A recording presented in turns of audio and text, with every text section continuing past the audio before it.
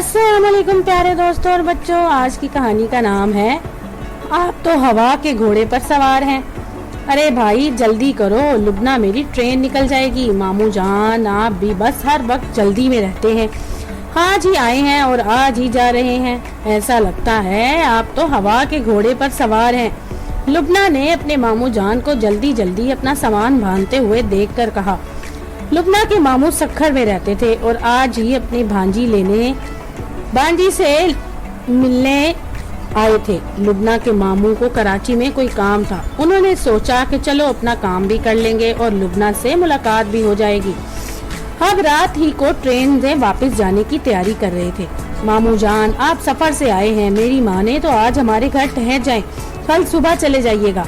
लुबना ने अपने मामू से ठहरने की जिद करते हुए कहा। नहीं लुबना, मुझे अपने शहर में कई काम है और जब इंसान के पास काम हो तो आराम नहीं करना चाहिए। मामू जान ने अपनी जाने की जिद पर जोर देते हुए कहा और फिर अपना सामान उठाकर लुबना को दुआएं देते हुए रेलवे स्टेशन की तरफ चल दिए।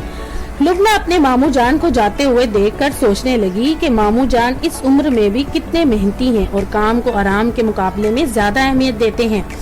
वैसे ये बात सच है कि जब आदमी के पास काम हो तो आराम में मजा नहीं आता और जो लोग काम को अहमियत देते हैं वही दुनिया में कामयाब होते हैं। तो दोस्तों, अगर आपको ये कहानी पसंद आए तो मेरे चैनल को लाइक और सब्सक्राइब जरूर कीजिएगा।